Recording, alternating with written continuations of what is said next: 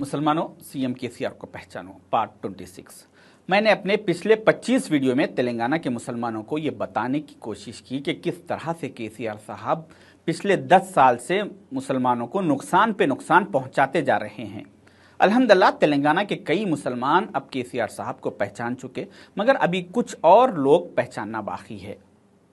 जिन्होंने अभी तक केसीआर साहब को नहीं पहचाना, उनके लिए आज का ये मेरा वीडियो बहुत जरूरी है। रिसेंटली केसीआर साहब ने 2023 के असेंबली इलेक्शन के लिए टीआरएस के एमएलए कैंडिडेट्स की लिस्ट डिक्लेयर की, जिसमें उनका खुद का नाम गजवेल से और कामारेड्डी से आया। मैं नहीं समझता कि केसीआर साहब को गजवेल कॉन्स्टिट्यूंसी में कुछ हारने का खौफ है, क्योंकि एक सीएम होने के नाते उनको वहां की आवाम ने 2018 के इलेक्शन में काफी सपोर्ट किया और एक बड़ी मेजॉरिटी से 60,000 वोटों की मेजॉरिटी से वहां पे उनको जिताया। शायद कि वो अब के भी वहां से जीत हासिल करेंगे एक बड़ी मेजॉरिटी से। उसके बावजूद भी केसीआर साहब क्यों कामारेड्डी से कॉन्टेस्ट करना चाह रहे हैं, जबकि आपको मालूम होना चाहिए कि इंडियन कॉन्स्टिट्यूशन के हिसाब से अगर कोई आदमी 2 कॉन्स्टिट्यूंसी से अगर इलेक्शन लड़ता है तो और 2 पर भी वो जीत हासिल करता है तो उसको एक कॉन्स्टिट्यूंसी से रिजाइन देना पड़ेगा और दूसरी को कंटिन्यू करना पड़ेगा। तो यहां पर अगर केसीआर साहब गजवेल से और कामारेड्डी से इलेक्शन जीतते हैं तो लाजिम है कि वो कामारेड्डी को रिजाइन करेंगे और गजवेल कॉन्स्टिट्यूंसी को कंटिन्यू करेंगे, क्योंकि गजवेल कॉन्स्टिट्यूंसी उनकी परमानेंट कॉन्स्टिट्यूंसी है और कामारेड्डी में महीने 2 महीने के बाद फिर इलेक्शन करवाएंगे और वहां से गंपा गोवर्धन को फिर कॉन्टेस्ट करवाएंगे। ये सब जानते हुए भी केसीआर साहब क्यों कामारेड्डी से ही कॉन्टेस्ट करना चाह रहे हैं? इसकी सबसे अहम वजह यह है कि जब 2014 में केसीआर साहब ने इख्तिदार संभाला था, उस वक्त इन्होंने सबसे पहला वार अगर कुछ किया था तो वो मुसलमानों के तालीमी इदारों पर किया था और 45 माइनॉरिटी इंजीनियरिंग कॉलेजेस को बंद करवा दिया था, जिन्हें शब्बीर अली साहब ने खुलवाए थे। उसके बाद दूसरा वार केसीआर साहब का वक्फ बोर्ड के रिकॉर्ड सेक्शन पर रहा।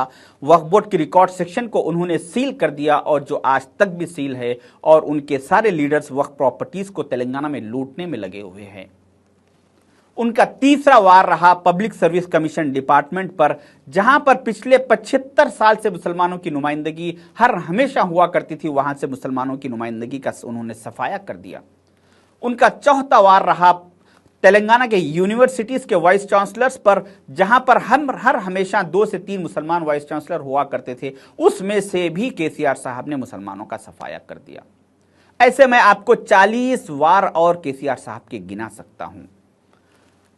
इसलिए केसीआर साहब नहीं चाहते कि कोई मुस्लिम लीडरशिप आए असेंबली में उनके सामने ठहर के उनसे आंख में आंख डाल के उनसे उनके इन कारनामों के बारे में सवाल करे, जबकि दूसरे और 7 एमएलए वहां पर असेंबली में मौजूद है उनकी अलायंस पार्टी के, और उनकी खुद की पार्टी का एक एमएलए, 8 एमएलए, वो कभी उनके खिलाफ कोई आवाज नहीं उठाते, क्योंकि केसीआर साहब ने बता दिया कि मुझे सिर्फ हाँ सुनने की आदत है, ना सुनने की आदत नहीं है।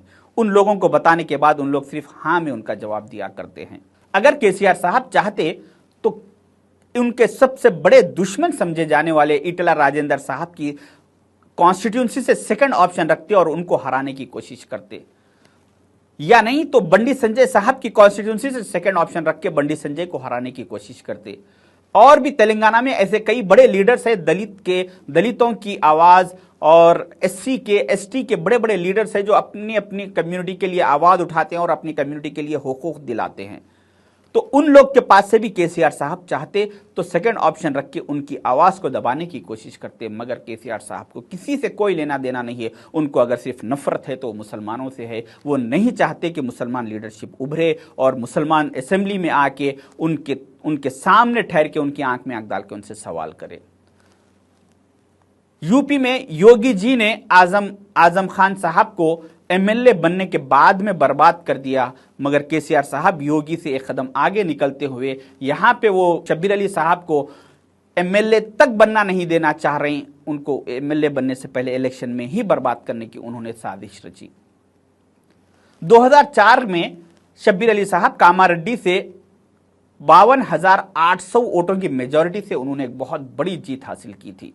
उस वक्त के होने वाले सीएम वाईएसआर राजशेखर रेड्डी साहब को 40,700 की मेजॉरिटी आई थी। उनसे ज्यादा मेजॉरिटी शब्बीर अली साहब को आई थी, जिसकी वजह से कांग्रेस की हाईकमांड ने शब्बीर अली साहब को कैबिनेट मिनिस्ट्री देते हुए उनको 3 मिनिस्ट्री दिया और सिटी इंचार्ज मिनिस्टर बनाते हुए उनको कांग्रेस में सेकंड पोजीशन पर रखा। जिसके बाद उन्होंने 4% रिजर्वेशन पर काम किया, जिसकी वजह से आज करीब 20 लाख मुसलमानों को उसका फायदा हुआ और 7 माइनॉरिटी मेडिकल कॉलेजेस ओपन किए, जिसकी वजह से आज हजारों डॉक्टर्स बन के आ रहे हैं और 56 माइनॉरिटी इंजीनियरिंग कॉलेजेस ओपन किए। ऐसे तालीमी इदारों में मुसलमानों को जमीन से उठाकर उन्होंने आसमान पे बिठाने की कोशिश की उनके दौर इख्तिदार में 10 साल में। तो केसीआर साहब नहीं चाहते कि उन्होंने सर्वे करवाया, उनको उनके सर्वे रिपोर्ट में ये रिपोर्ट मिली कि अब आने वाले इलेक्शन में शब्बीर अली साहब को कामारेड्डी से 45 से 50 हज़ार की मेजॉरिटी से वो जीतने वाले हैं। तो केसीआर साहब ने सोचा कि अगर ये आदमी इतनी बड़ी मेजॉरिटी से जीतेगा तो हाईकमान इसको फर्स्ट सेकंड नंबर पे कैबिनेट में बिठाएगी और जो मैंने 10 साल में मुसलमानों को बर्बाद किया, तालीमी इदारे में, वक्फ बोर्ड में, हर चीज़ में, वो सारे चीज़ों में ये फिर मुसलमानों को नीचे से उठा देगा और फिर मुसलमानों को उनके हुकूक दिलवाएगा और मैंने जो 10 साल में बर्बाद किया उसका मुझसे सारा हिसाब लेगा। इस खौफ से, इस डर से केसीआर साहब ने कामारेड्डी को सेकंड ऑप्शन चुना और वो शब्बीर अली साहब को हराने के लिए भरपूर अपनी पूरी कोशिश कर रहे हैं।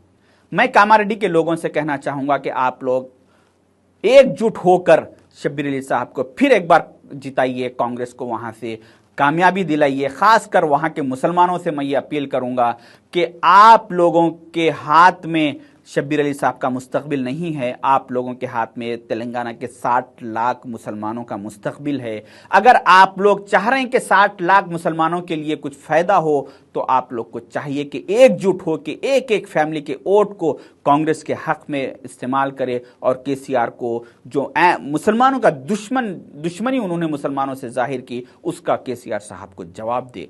शुक्रिया, अल्लाह हाफिज।